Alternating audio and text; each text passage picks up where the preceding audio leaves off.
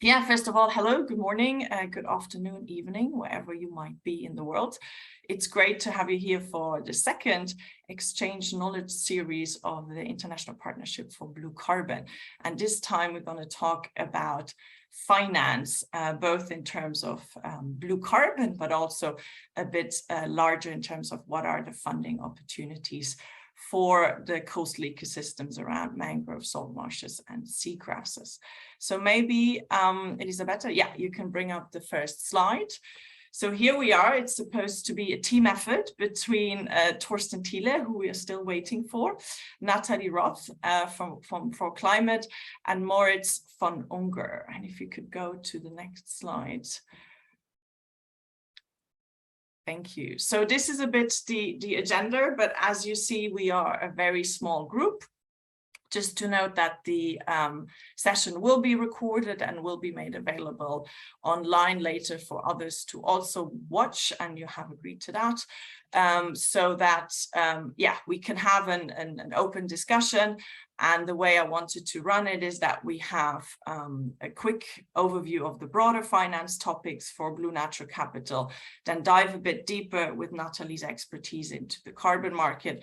But then we're also looking a bit at the policy context linked to the financial side of this equation, where we have a video and audio from our colleague Moritz von Unger, who couldn't be here in person. I will stop after each of the sort of presentation for a quick Q&A and clarifying questions, but then there should be ample time later, and everyone's has full access via questions. So please, if you have questions, put them in the chat already, or then later we can have you also, use the video and mic to speak directly. So, yeah, without further ado, first, another thank you to the IPBC and the Secretariat, Elisabetta and Kirsten, for making or for helping us setting this up and making it happen. So a big thank you over to Paris. But yeah, let's jump into it straight away. The way I always start framing this discussion, it's primarily around this, what are bankable projects? Because we have in the past, of course, funded through various means like philanthropy, the official development aid from governments, national budgets, mangrove conservation, restoration, seagrasses, and so forth for a very long time. However, in the more recent time, we have seen that there is a need, but also a sort of urge, if you like, to look at to work more with the private sector and private sector finance. And we have seen this in various ways, of whether it's the multilateral development banks who are issuing blue bonds, for example, or if it's in general the question about, well, how can we access private sector finance through various means that we will go to in a second. But here's just sort of what we see pop up lately, and also for those who saw the news from New York Climate Week, there are other new blue bonds being issued also around Barbados, for example, that TMC and colleagues have been now brought to the market. Next slide, please. Also to set a bit the context is really to say why suddenly all this interest in private sector finance, because it doesn't matter which type of gap analysis you look at, whether it's from the broader sustainable development goals, whether it's about conservation or biodiversity investment gap. The bottom line is always there isn't enough government/philanthropic money on the table to get this done, to get to where we want to be in terms of climate change mitigation, adaptation, as well as tackling the biodiversity crisis, food security, and so forth. So that's why, as I said before, there is a big leap, and in a way to go to the private sector and private finance in all its varieties, to trigger, to leverage, and to really have more access via private finance for the conservation and restoration of these coastal ecosystems and nature-based solutions as a whole. Next slide, please. And I really like this slide because it shows a bit what is this financial landscape that we have in front of us. And the orange one on the right-hand side is really the one that we are all most familiar with around, as I said, philanthropic, but also government support that doesn't require financial return. There's of course a sort of expectation to channel and manage the various environmental and social impact, but it's basically grant money that doesn't have to be paid back. But then as we go further sort of towards the left and the bluish part, we see there is this sort of different type of concessional, so basically money that wants to start having some type of return, but that comes with very favorable conditions into really the sort of full-on market returns and the sort of purely profit driven, where we have the big, the pension funds and other big international financial players, corporate players that are sort of on that left side of the spectrum. And then in between, of course, there's different type of capital that can be accessed. I think most of us are familiar around the sort of impact investment part, but also the need to have different type of seed funding in order to help the different projects move forward. Next slide, please. And I think that's where this notion and also the buzzword of blended finance comes in, which is this idea of leveraging the development, the philanthropic, the government support on the sort of, concessional and even the grant basis to help mobilize this more commercial money. Because to some degree, and we'll talk about that a little bit later, is that these projects, whether it's blue carbon, whether it's the broader idea about blue natural capital and the various ecosystem services, these projects have various types of risks vis-a-vis more commercial investors. But how can we then bring those different type of capital together to actually move the needle, nevertheless, in the big scale, when suddenly people talk about not only the millions, but moving the billions and even the trillions. I mean, these are big expectations, but of course, that doesn't happen overnight. There is the policy context, which we'll talk about a little bit later, but just to sort of show this as a means where we see now more and more this type of blended approaches, whether it's on a project level, so grant with a loan put together into a project, or whether it's really on a sort of fund structure where we have different type of capitals with different guarantees and risk profiles that come together to address this challenge. Just next slide, please. And I think this is also to sort of starting to learn the language of the private sector, because again, most of us coming at this from a conservation background is to suddenly understand, well, an equity investment requires exit option. What does that mean?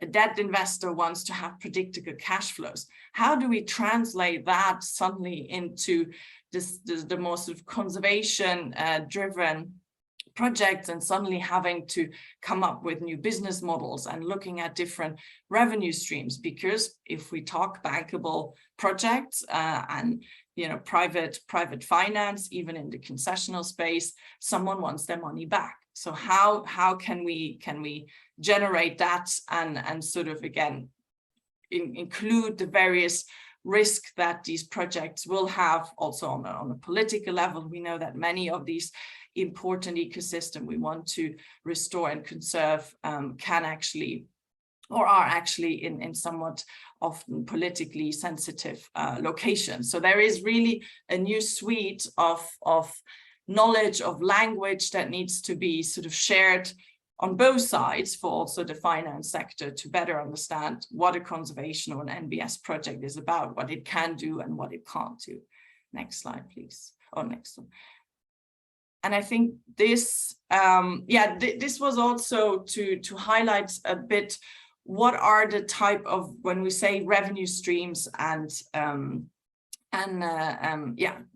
cash generating activities. This is more general about NBS, not specifically about the coastal areas that we're talking about here, but that a lot of these revenue generating activities and the business model sit on markets that we know. So it's primarily commodities, which for the coastal ecosystem would be fisheries or sustainable aquaculture, tourism. We have more and more sort of around plastic recycling opportunities and so forth. But then also, of course, the carbon credits, which we'll hear a little bit afterwards. So I think it's also to start thinking about how can we make work more also with some of these existing markets and make them more connected, greener, bluer, because we all know that they depend on the healthy ecosystem in many, many ways. And here we have now an opportunity to connect those dots much more. Next one, please.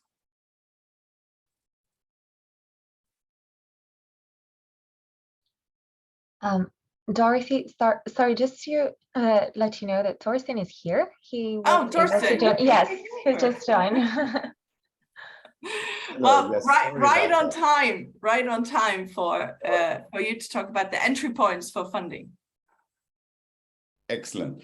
Well, thank you very much, Dorothy, and good morning, everyone. So it's key to have a solid business plan as a starting point, really, to consider financing and funding. And that means not only a real understanding of what the costs are and the cash flows that could come out of the investment later, but also a good assessment of what of this investment needs to take place up front. So finance a lot about timing of the investment.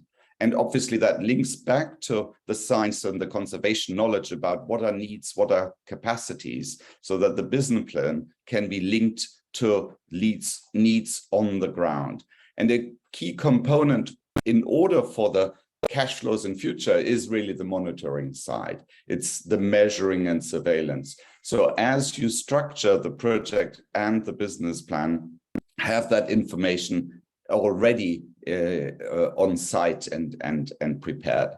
So when we talk about blue finance pathways, it's really about a way of integrating broader thinking about blue economy and conservation, because as we explain that multiple range of potential sources of income, potential benefits, that then allows an investment approach.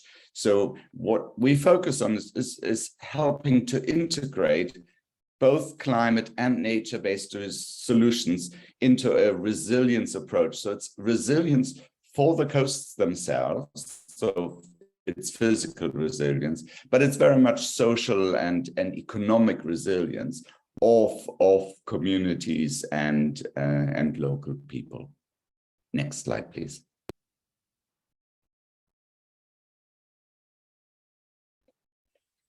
One of the big conceptual approaches that I think helps to understand where this opportunity sits is to think about the broader infrastructure world.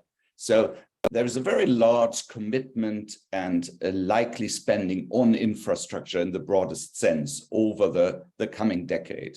And given that very large commitment to infrastructure already, what we argue is that integrating these climate solutions and nature-based solutions into this building of infrastructure is not only a way to bring the funding that is allocated to infrastructure into these specific solutions, but it also means that that infrastructure spending as a whole is done in a more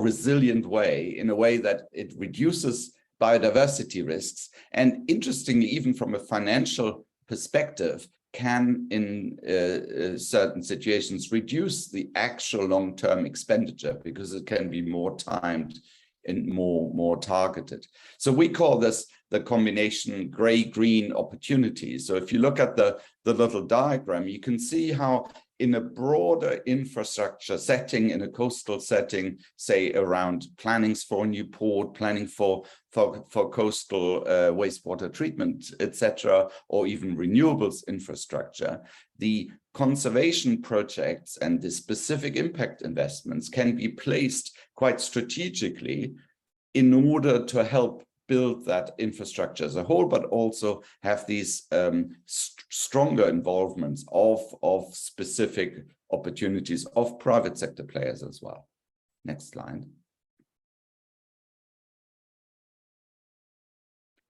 And here, I think, do I hand back to you, Dorothee, to explain the whole design of BNCFF and the Blue Carbon Accelerator, please? Yeah, I'm happy to do that one.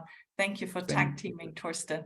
Yeah, I think it's obviously always nice to read this from someone else. So the quote at the top is from a recent study by WWF UK, which comes down to the conclusion that there is a need for capital to be put forward for project design, feasibility, technical assistance, capacity building, specifically to bring these nature-based solutions to a bankable stage. And this is where some years back now, 4 or 5 years back, we started with the Blue Natural Capital Financing Facility doing exactly that. And now more recently, not even a year ago, we are fully up and running with the Blue Carbon Accelerator Fund, also as part of the broader efforts of the IPBC to really help project development out there. To sort of take on some of the risks, looking at how we can fund these various feasibility work, also stakeholder community engagement, and bringing these projects from the more purely funded grant and sort of public budgets over to sort of a more innovative way, long-term financing solutions. These are just a few sort of graphics that we had from blueprints to sort of help other project developers sort of get inspired. We know hardly any one project is like the other. There's the national context, but here it's to outline a little bit what others are currently doing in the field, and then also sharing, and there's more capacity building to come. And obviously this knowledge exchange series being part of this as well, to really help sharing some of these lessons learned. And I would stop quickly here before we hand over to Natalie to jump into the carbon market discussion, which is obviously a very deep and heavy topic with lots of questions. I wanted to see if there's anyone who had an immediate clarifying question or yeah, before we on the broader Blue Natural Capital topic, financing as a whole.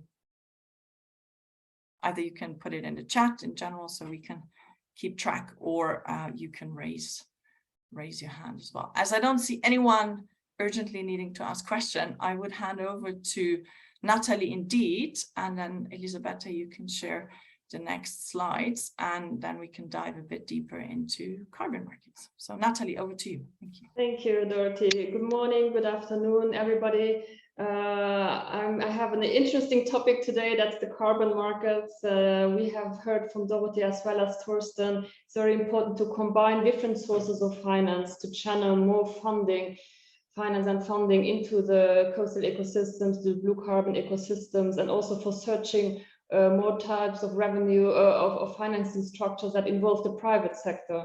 For that, we also have seen that we need different sources of revenues to make these financing models valid and attractive. So that's where the carbon markets come in.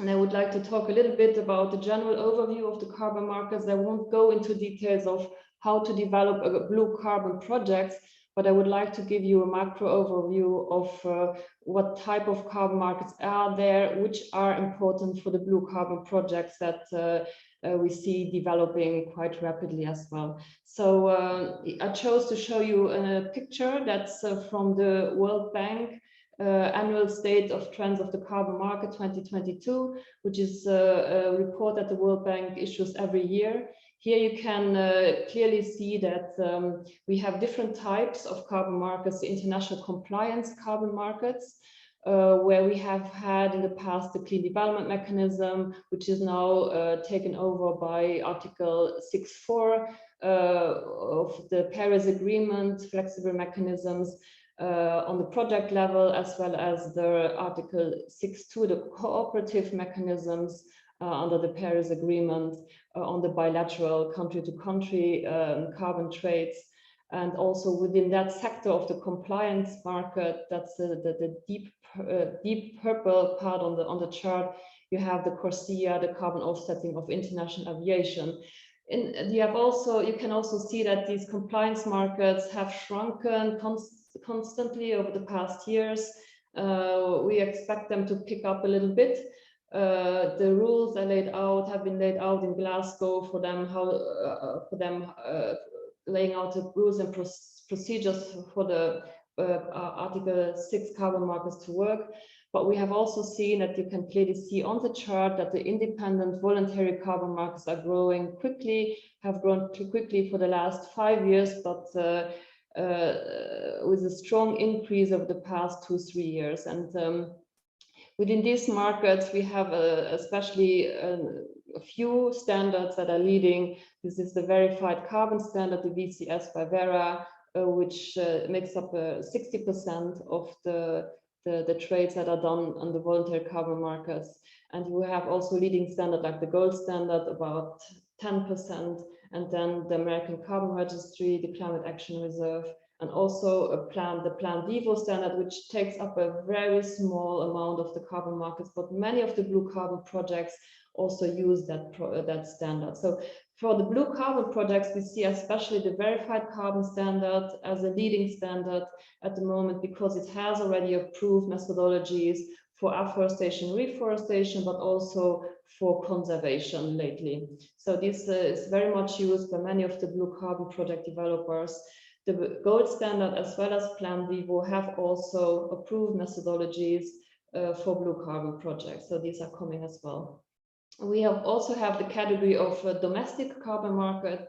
These are mainly carbon markets, national carbon markets, often driven by a domestic pricing scheme, a regulatory carbon pricing scheme like a carbon tax, where you can have tax alleviation if you present an offset generated in the country, which can be from nature-based solutions or also mangroves. And this we can see this in some countries, like for example, Colombia. This is an overview of the main structure of the carbon markets and where the blue carbon markets can fit in. And the most promising aspect is really the voluntary carbon markets. That's why I would like to spend the next couple of minutes focusing on these voluntary carbon markets. Next slide, please.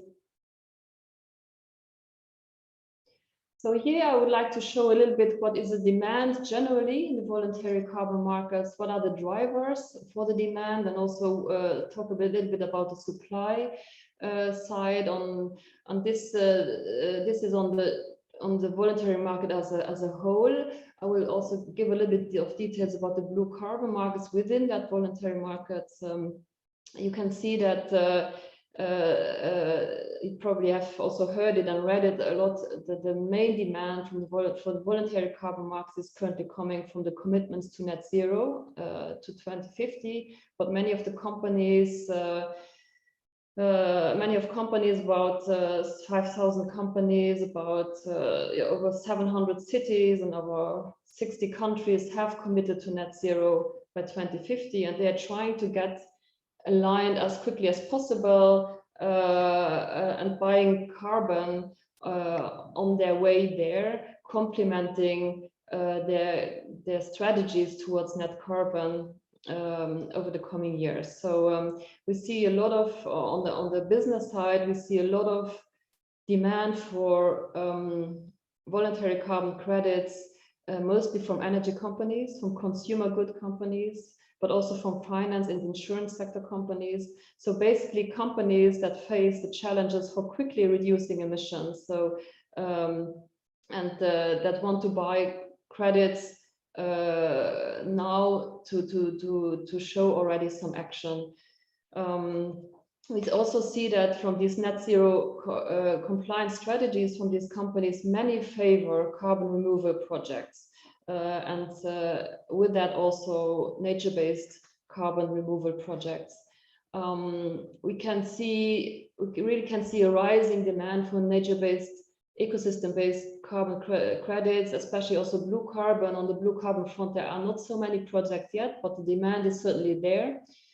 Forestry and land use transactions more than doubled over the past 2 years. Sorry, a little typo.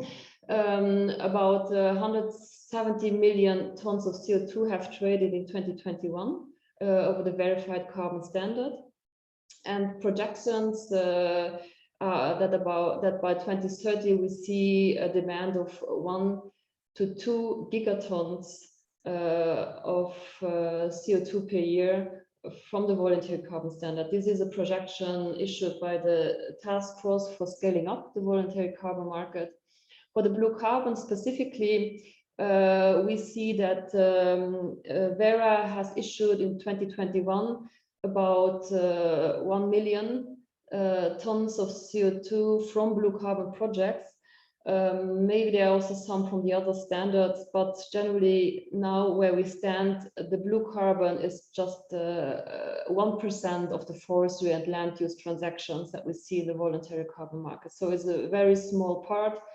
And from the companies we see listed there for the blue carbon markets, very relevant are, of course, tourism companies, as well as some shipping companies are especially interested, but also energy companies are buying blue carbon credits or are interested in buying blue carbon credits. I just want to quickly also go into the supply side. Here are general overview numbers of the supply side for the voluntary carbon markets until 2030.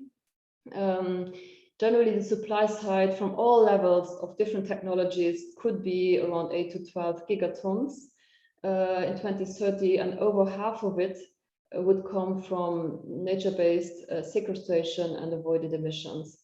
However, realistically, the supply that we can see would be much less. So it would be in the area of 1 to 5 gigatons per CO2 per year in 2030, and this is mainly due to supply mobilization challenges. And part of these challenges are difficulties of organizing, getting funding for the different potential voluntary carbon market projects that could be realized in theory. We see project developers are slowly moving towards monetization of the climate mitigation benefits. On one hand, to have an additional revenue stream, to improve their internal rate of return, to become investable. There is a lot of interest in project developers in NBS solutions, and also in coastal ecosystem projects are asking themselves, should we go to the carbon market, should we tap into them? But you always have to first do an initial check on, see, can I prove additionality? Can I use the methodologies that are approved, or can I set up a new methodology which takes longer? What are the prices that are being paid? What are the transaction costs? What are the risks that I'm having in my specific project? So all these questions need to be answered for project developers to take the decision to go down the route of developing carbon market projects. At the moment, we clearly see a shortage of good quality nature-based solution carbon credit project, and especially also blue carbon projects. And on the blue carbon project side, the supply side, we see a scattering of mangrove blue carbon projects underway in Kenya, Senegal, Sumatra, India, Colombia, Pakistan, Madagascar as well. Many of them have about a few thousands, but until up to 100,000 of tons per year. Just a very small number have bigger volumes per year. These are quite rare. We see that some high-level studies have shown us that about 20% of mangrove forest 20% of mangrove forests could qualify for blue carbon. Half of them could actually be financeable over 30 years at a price of around $5 to $10 per ton CO2. So there is certainly potential to be developed.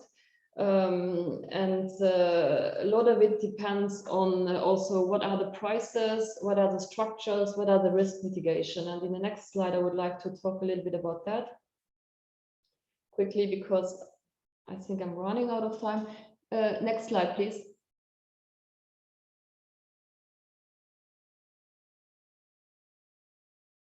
Hello? Yeah. Oh, no, the slide before that, please.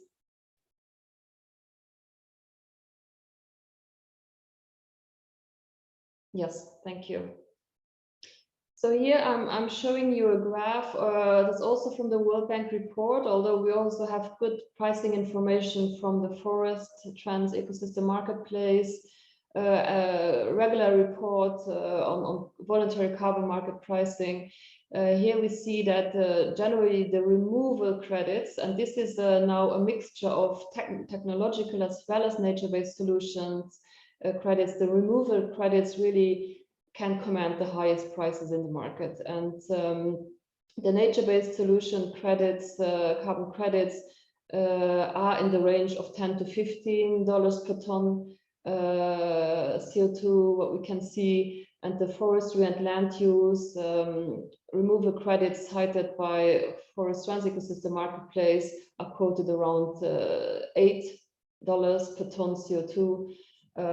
Here we can clearly say that there is a premium to be paid, and there is a premium that is willing to be paid by many buyers for blue carbon projects because of the high sustainable development benefit, the climate adaptation benefit, and we clearly see this premium being allocated as well, with blue carbon prices around $15 to $20 from observation, and also from corporate tenders that have been run over the past year or year and a half.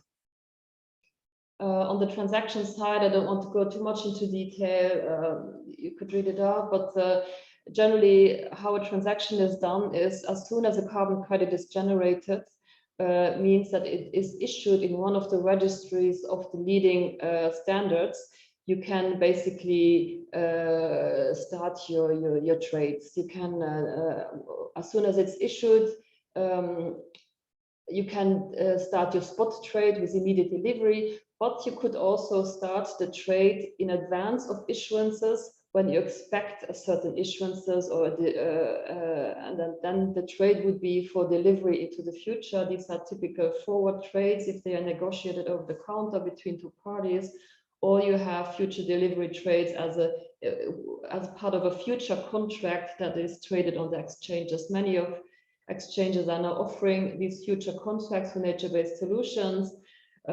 This is quite new, but we see at least 2 to 3 trading platforms that are offering these nature-based solution trades, and of course blue carbon could qualify for that, and there you have very clear transparency of prices. So a trade is basically you agree in an agreement that fixes key elements of a trade. That's the price, the volume, the delivery time, the default events, the penalties in case of default, and the transfer details. And the transfer is done by shifting basically carbon credits from one registry account to another account of the same registry or another registry. So we see that forward transactions, which I've explained before, are clearly on the rise in forestry and land use projects. They increased by 65% over the past 2 years. This is because project developers need to bring the future delivery of carbon credits forward to be able to finance the projects. There are many ways to buy and sell carbon, and the latest survey run by Forest Trans and Ecosystem Marketplace clearly shows a preference, a strong preference for bilateral deals between project developers and end buyers, from project developer to the end buyer directly. Of course, you can also use intermediaries and marketing partners like different facilitators, online marketplaces, brokers, traders, as well as official commodity exchanges from that. The next slide, please, and the last slide from my part.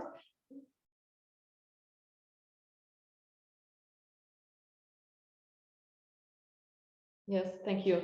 Well, I've said there are clear opportunities for blue carbon in the years to come. There is a clear demand for it, but we also have to say that blue carbon projects are not easy, sometimes even really complicated, and there are many hurdles to overcome. So it's not an easy supply for the voluntary carbon markets. It is a niche market for the voluntary carbon markets, but one that brings many sustainable development benefits with it. and needs to be explored. We have the main hurdles that we really see are the high transaction cost for project development and monitoring, the lack of capacities from project developers to develop a blue carbon project for the carbon markets. We with most of the blue carbon projects, we have land tenure challenges also for the blue carbon projects, and long-term management plans are often missing. So concession agreements are not always fully clear. We have blue carbon rights. It's not always clear who has the rights to the blue carbon and who can act as a seller. We have regulatory environment which is not fully set for the blue carbon, and also changing, sometimes changing quite significantly, also leaving some of the blue carbon project at risk from this regulatory perspective. Threats, we have threats to the long-term performance of blue carbon projects, which you are all aware of, who's working in blue carbon. It's the natural risk, of course, from changing climate is also affecting blue carbon projects. We have social risks, which is mainly due to the poverty or the lack of alternative living revenues or alternative livelihoods around the project sites of the blue carbon projects. We also have climate migration. We see that in some areas, people push into areas that are protected or conserved, and where you have suddenly deforestation, which is not planned, not foreseen. We have often not adequate stakeholder consultation or involvement, especially in bigger projects where you see leading market elites seeing blue carbon as an opportunity to develop larger sites with aiming to generate a significant amount of revenues and also profits from the blue carbon. And here we see a clear need for adequate also community benefit sharing, and that this benefit sharing should be set up very early on in the development of blue carbon projects. At least when we look at the blue carbon project that we are analyzing within the Blue Carbon Natural Financing Facility and the Blue Carbon Accelerator Fund, we look very closely at the community elements, as well as community benefit sharing, stakeholder consultation, alternative livelihoods, because from my point of view, these are the key elements for a successful blue carbon project over a long period of time.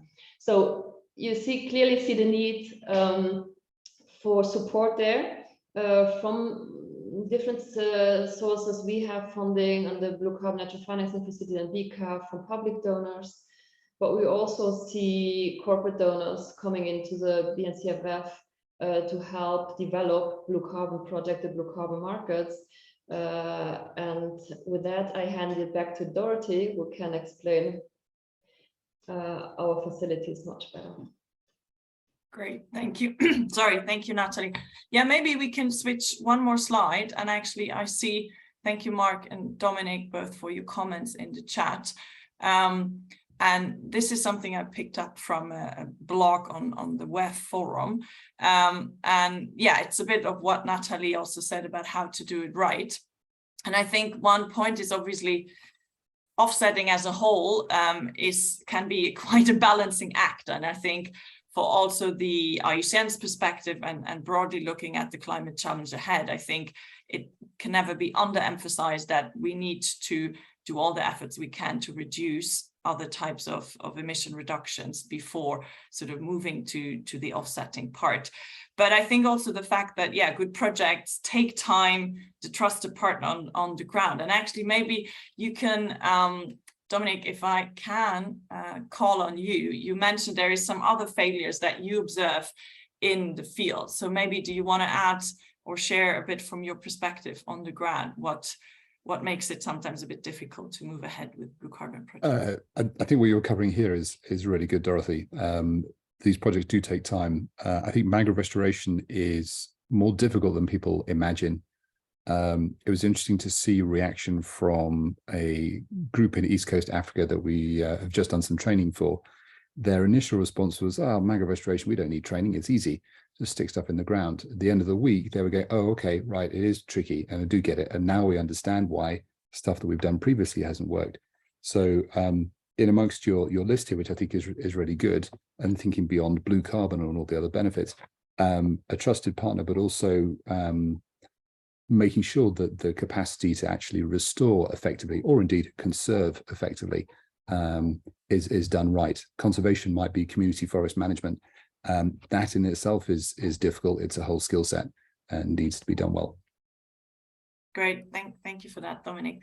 Also, Mark, I saw you added some information on sort of the pricing or potential prices to sell blue carbon credits. Do you want to elaborate on that a little? Good morning, everyone. Sorry for not having my camera on. I'm in a hotel room at the moment. Yes, I'm just lucky enough to be positioned based in Geneva, where I have access to a few different carbon trading desks. And while the market itself is opaque, and this is problematic, as accurate pricing information is hard to come by, we're just lucky enough to have access to a couple of people who quietly share information on what they have purchased blue carbon credits for. So that price I gave of $36 a ton was paid by a reputable trader for a good quality credit from Colombia.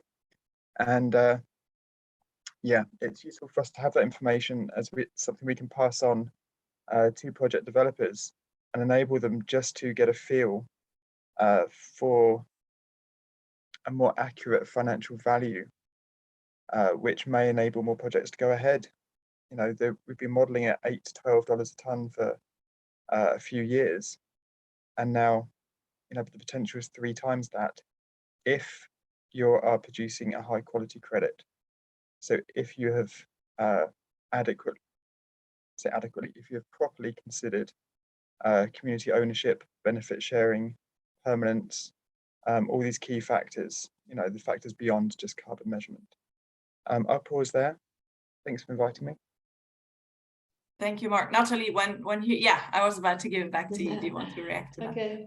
Yeah, I mean, I'm very grateful for this input as well on these high carbon prices that we see that are being paid, and I can imagine it must be from a high quality project, but also already issued issued carbon credits. So there's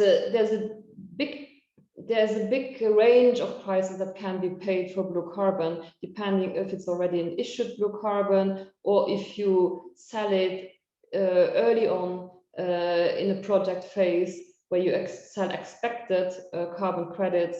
And so you have various ranges of blue carbon prices.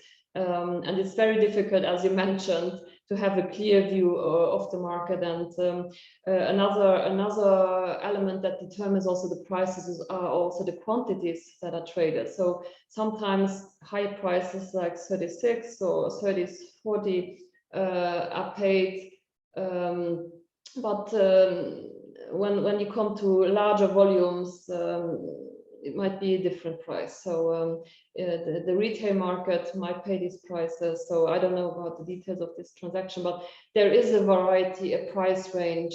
But it's very good to state, thank you for that comment, that you have a high ceiling at the moment, and that this ceiling has even potential for growing, I must say. Great, thank you, Natalie. Lucy, I did see your comment, and we're actually coming to the policy in a few, but I wanted to pick up on William's comment about what's the understanding of permanence and what are the timescales for investors in terms of risks, notably from accelerating sea level rise and coastal squeeze in some project contexts. So Natalie, can you talk about the permanence topic, and then maybe Dominic, if you had to add anything again, what you see on the day-to-day in the field? Mm-hmm. Yes, permanence is a key risk factor, key element to look at.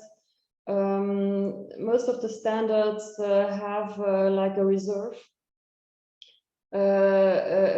pool, so you need to put some of the issued credits into a reserve pool to counteract potential permanence risks. We view this reserve pool often is enough, but sometimes it's not enough, and there should be additional risk mitigation structures. At the moment, we see the main risk mitigation structures for not events like sea level rise, which are slow onset events, predictable to some extent, but the risk structures that we see offered by the private market are mostly for natural catastrophe risks that can destroy the project and has an effect on the permanence of the project. So there are some risk mitigation structures for permanence there, but not for every type of risks. Very, very good and important question indeed, as we see these coastal ecosystem at the front line of some of the climate change impacts indeed. So Dominic, what does that look like in your area of the world? William, that's a really great question. Thank you, Dorothy. Oh gosh, okay. Where to start on that one?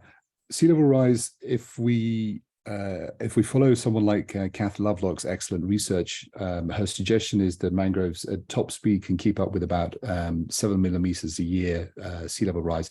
Sea level rise is site specific, as Karen McKee and so on have shown, so it really varies on where you are. The coastal squeeze is a problem because often mangroves that want to migrate up with sea level rise are not able to move up because there's some infrastructure behind. I use infrastructure in the loosest sense. I'm particularly concerned with places that are putting in an awful lot of sea walls. China is one, for example. They're putting in a lot of sea walls, and as the mangroves try and move back and up, then they are squeezed against that. On a site-by-site basis, hopefully it's easy to see whether there is space for mangroves to migrate up and back and therefore remain a sort of similar scale to what they are presently. But in general, yes, that is certainly a problem. Just one point on infrastructure, if I can, from my very limited experience, when we see infrastructure projects that might affect mangroves in the developing world, Torsten, I completely agree with your thought of trying to get involved early on, try and make sure that the damage to natural infrastructure, natural resources is as limited as possible. But in reality, things like environmental impact assessments and so on are often ignored. The influence of an awful lot of money, for example, building a port, outweighs any concerns about mangroves or seagrass or coral that might be damaged in the process. So the reality in the developing world of trying to interact with infrastructure and reduce its impact is really difficult to have any sort of effective action.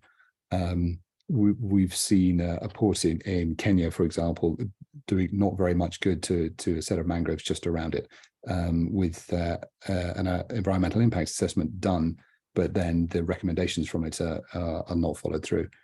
And permanence is also always the real concern. That yes, sure, we'd like to think that the mangroves will keep the carbon in the ground for as long as possible, and left undisturbed, mangroves can keep carbon in the ground for thousands of years. However, if there is a land use change or change in planning around the land use, then obviously the soil and the mangroves can be disturbed very quickly. Urban expansion, infrastructure development, etc., and then we're sort of back to square one, and the carbon is lost. Torsten, I see you want to respond. Yes, indeed, because I think Dominic is absolutely right. This is crucial to have that dialogue and engagement. And I think what is encouraging to me is that the multilateral development banks are increasingly looking at these points.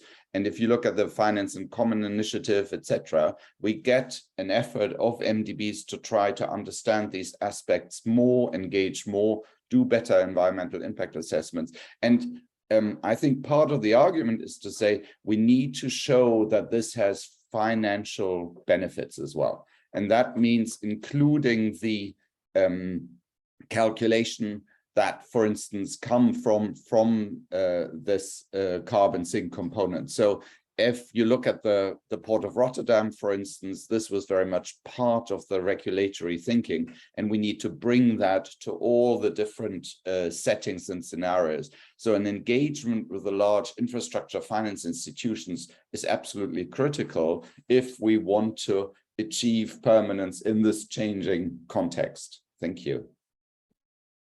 Thank you, Torsten. And also from our end, we're just jointly with CI, we did under this time the BNCFF a call for proposal on NBS and green gray infrastructure. And that is definitely still similar bit as blue carbon, maybe even a few steps behind in terms of emerging understanding of what can be done. This sort of more community bottom-up approach is working also with engineering companies. So I think there is, let's put it that way, a lot of room for improvements to do this much, much better. So without taking any more time, I mean, this is great discussion, but I did go to the policy part because Moritz von Unger, he is unfortunately not able to be with us because it's super early at his end, but he did an audio recording for us. So Elizabeth and I will test now if this works the way we had planned. So we will have slides and then you will hear Moritz give his explanation, and it's about, yeah, indeed the question that Lucy posed quite well in the chat, what can national and subnational efforts do? So let me run the audio. Good afternoon, good evening. My name is Moritz von Unger. I am with Silvestrum. We work on wetlands, coastal wetlands in particular. I am super happy to be with you today. Unfortunately, the time zone is such that I couldn't join in person or at the time that you need. So I have to record that. I have also prepared a presentation, which I hope can be distributed to you. I will take that from me. I hope I can do this in 5 minutes. It's really more to generate some discussion among yourselves. We at Silvestrum, we have recently done some work with IUCN and Dorothy, namely on thinking more about how to foster nature-based solution investment and what role governments, central governments, subnational governments, so jurisdictions, states, regions, and local governments, municipalities, can do to help bring about NBS investments. The investment context is clear. We do have a big funding gap of about $300 billion annually to fill the need for investment in biodiversity. We do have growing recognition for the importance of investing in nature-based solutions, also to address climate change at all levels, adaptation, but also mitigation. We also have a growing understanding for the role of the private sector to come in and take its share for this funding, but we still have plenty of obstacles and barriers that need to be dealt with. We have plenty of regulatory and governance issues. We have the wrong subsidies which are being paid. We have a difficult recognition for customary land titles still in the world, which makes it very difficult for indigenous peoples and local communities to, maintain and assume their role as stewards of the lands. We have a growing network of protected areas and coastal in the coastal domain, that's marine protected areas. There are plenty of those, unfortunately, are underfunded, and the institutional framework is not always the most rigorous one.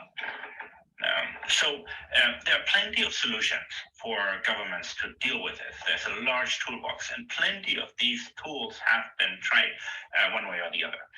What's not there, and often not there, is the consistency and comprehensiveness and orchestration that you need really in order to create a lot of stimulation and leverage. So if you look at the different levels of government, central, jurisdictional, and local, there are different tools that fit to these different levels of government. You will find, it's like there's a paper that we wrote, but I put some of the tools here into this slideshow.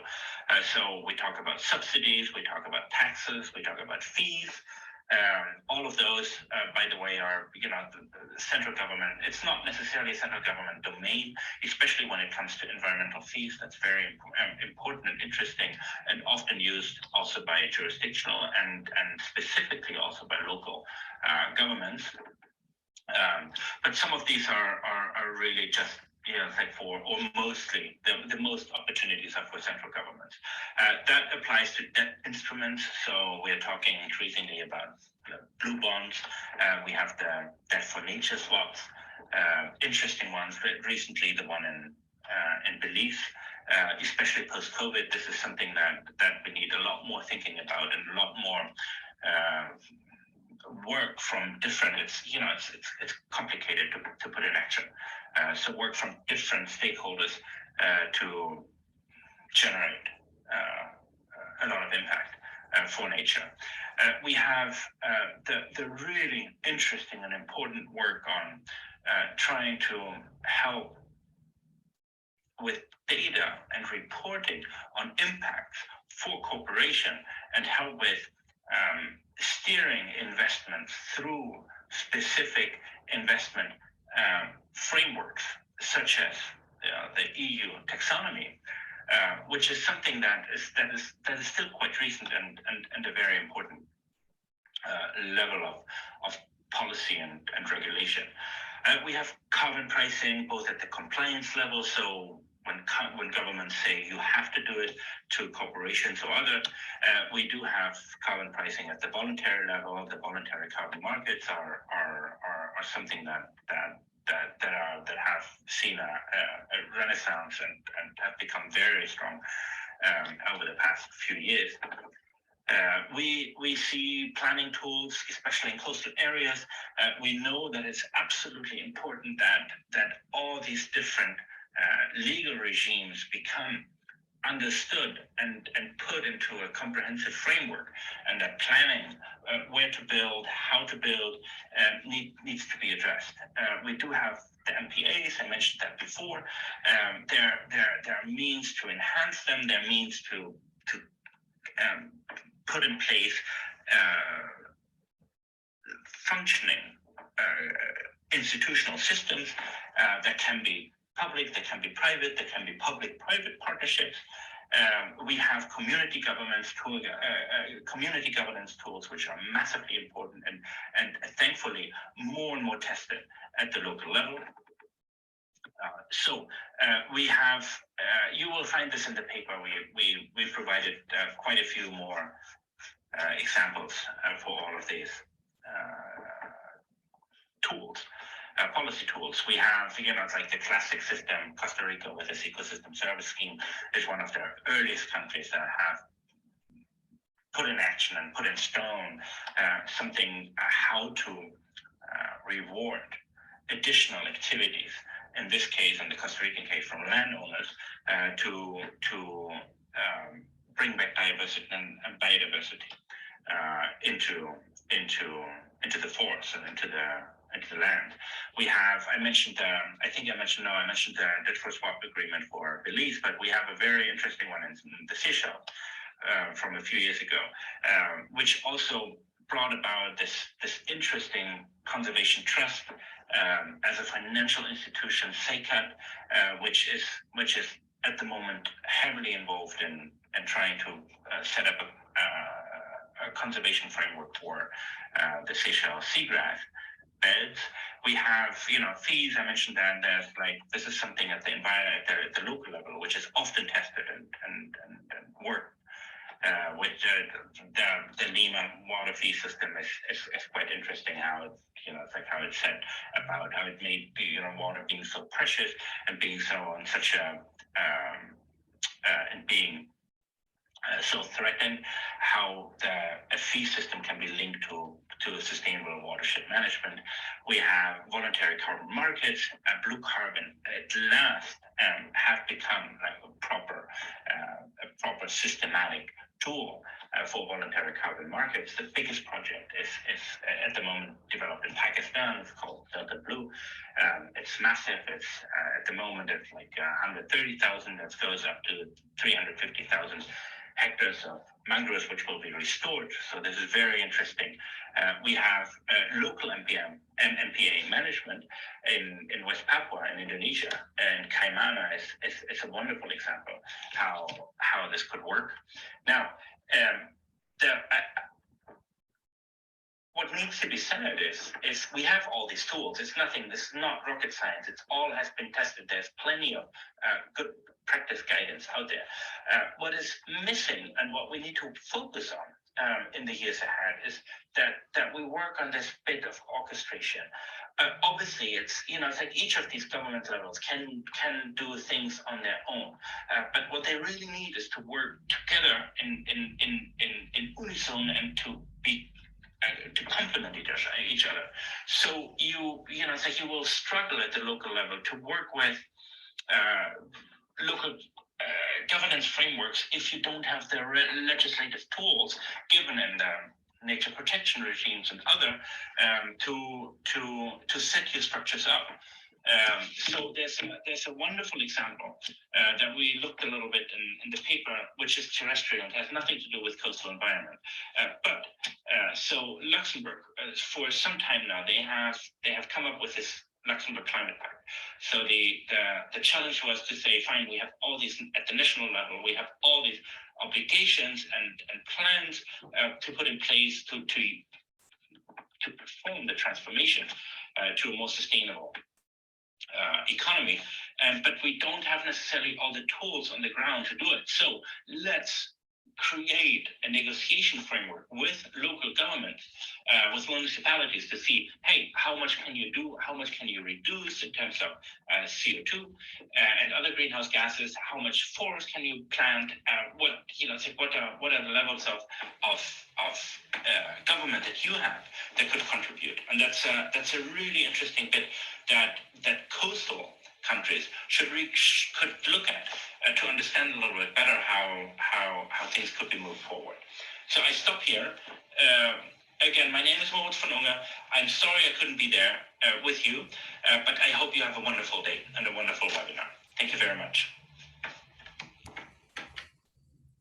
Great. I hope that was also a good overview that you received. I found it very informative. So obviously Moritz is not here, but if you have any specific question, again, we can share the PowerPoint. In any case, there we can share the links also of the paper that he mentioned.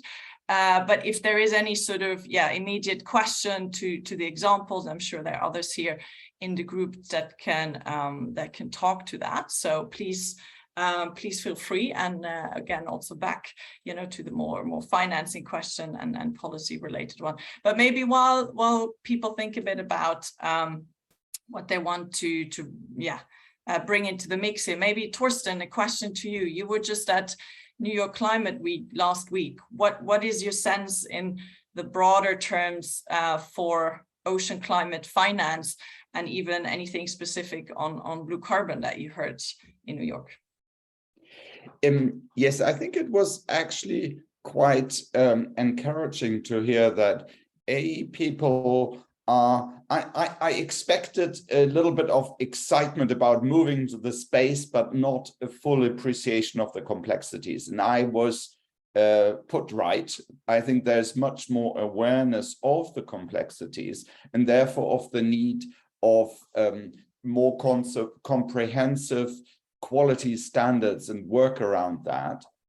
So I think that is a whole component. I think an encouraging part, and we briefly touched on it already on the price points, is that people expect a much higher level of carbon pricing overall, and specifically for credits that have these multiple benefits, such as the ones in the blue space.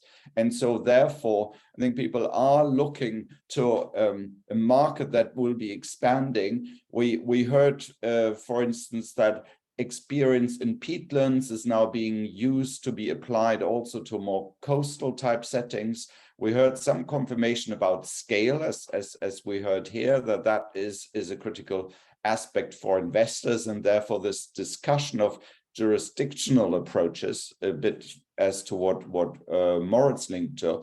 And then I think from a purely financial point of view, there are really two aspects worth keeping in mind. One is, how much can you integrate advanced financing commitments? This is an issue Natalie briefly alluded to, i.e. it's not just a matter of buying credits that are ready and sold, etc. It's a matter of investment into the project development phase, and how can we find mechanisms to facilitate that investment based on these quality standards, so that we can deliver projects that have long-term survival, like Dominic pointed out, but really projects that also deliver on this broader set of other benefits. And so I think the debate we're having around nature positive, nature standards, biodiversity credits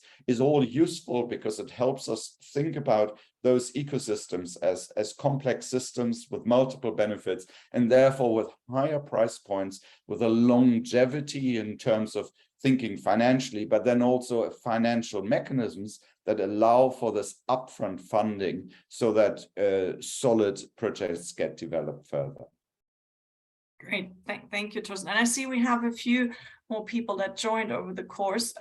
Yeah, we already went through some presentation about blue natural capital more broadly, and then blue carbon markets. So if you missed those, we're happy to share, of course, again, the presentation afterwards. So please, yeah, if there's any other question, I mean, this is here to be as a tool for yourself as well to ask questions, but also to hear from other colleagues. Maybe Natalie, maybe I can come back to you with the question: how do bonds are now sort of a new instrument that we see being used a lot for these coastal or ocean finance? Can you quickly tell us a little bit in terms of the opportunities for a project like the ones we like, community-based and so forth? What's the link between a bond and a community-based mangrove project, or what could be the link? Yes, the bond market, as you might know, especially the green bond market, the sustainability bond market, sustainability linked bond market, have grown quite strongly over the past years. What we have seen and what we are observing also from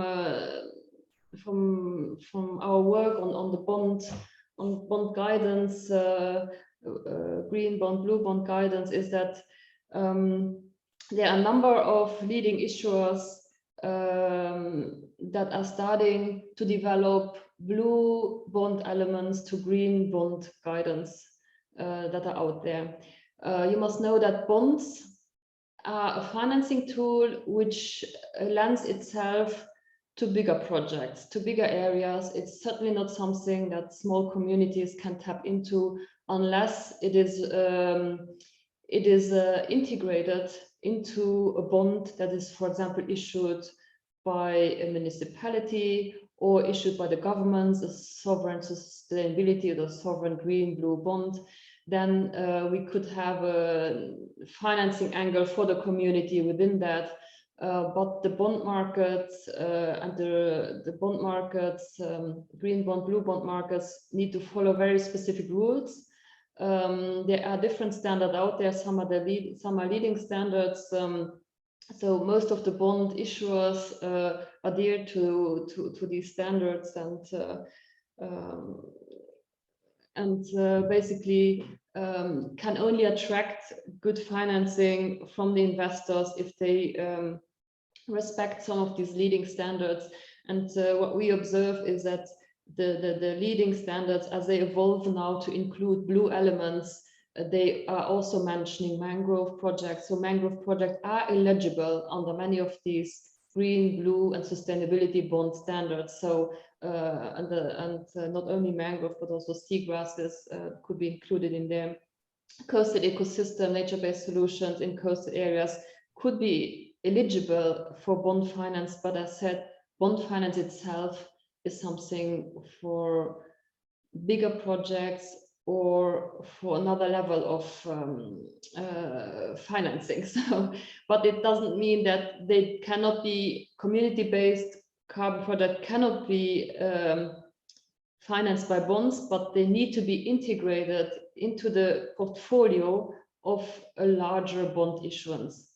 Great. No, thank you for that, because I think as sorry, many of us, again, coming from a more conservation angle, there is this whole new world of finance out there, and maybe putting a plug here that through the Investing for Ocean Impact podcast, we'll have a double feature on blue bond, exactly, you know, taking that topic apart and also sharing a bit more about what we see, how the current issued blue bonds are meant to help the coastal ecosystems on the ground. I see there were, thank you for that, Natalie, there was some question also more again about price. Maybe that one's for you. Do you see it possible that the price could change based on promoting co-benefits and reducing destructive behavior before it actually takes place? So I think we answered that a little bit before, but maybe could you talk a little bit again about how the increased price could influence the behavior? Yeah, of course. I mean, we have talked about that a product with many sustainable development benefits can actually command a higher price. And if this higher price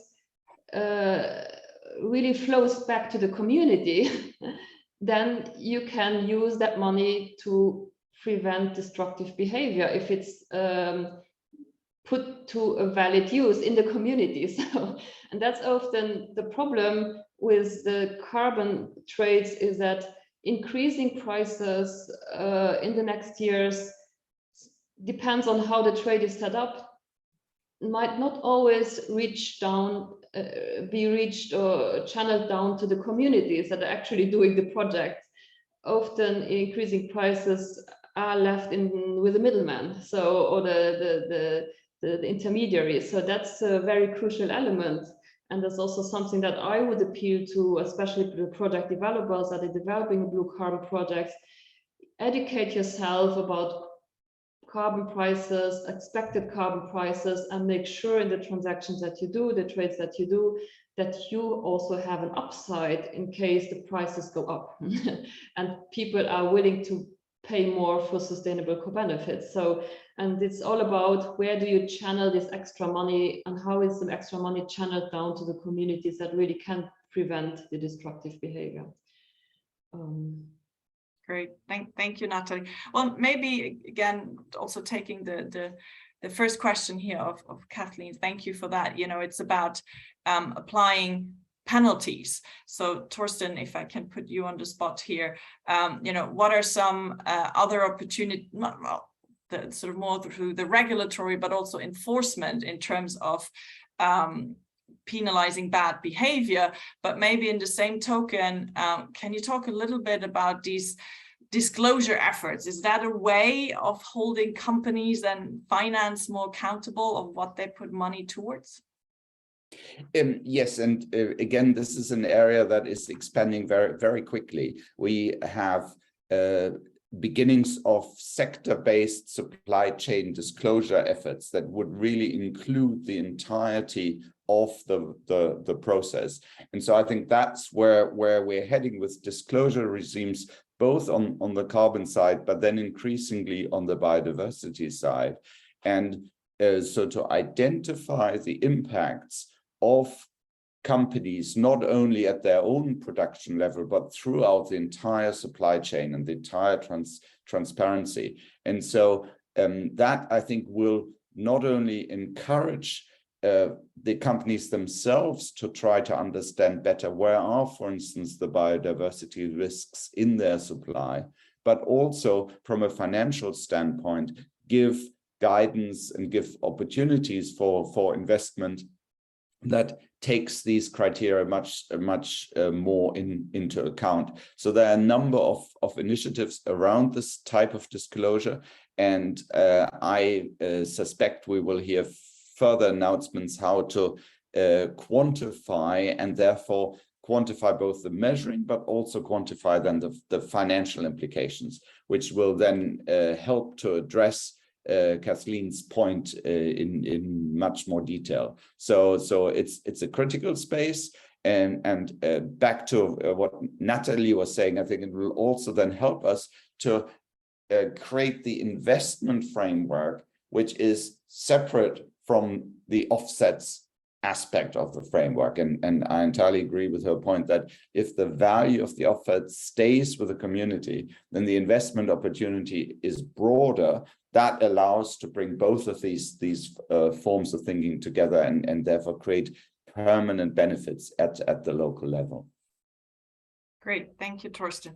So yeah, I'm still always amazed and learning again every day how big again the opportunities are, but it's really learning a new language and sort of understanding the opportunities, the potential pitfalls, the challenges. So really, I think it's going in a way back to school again and learning by doing, but it is definitely not only a worthwhile, but a well-needed sort of bridge that we need to build much stronger between those worlds.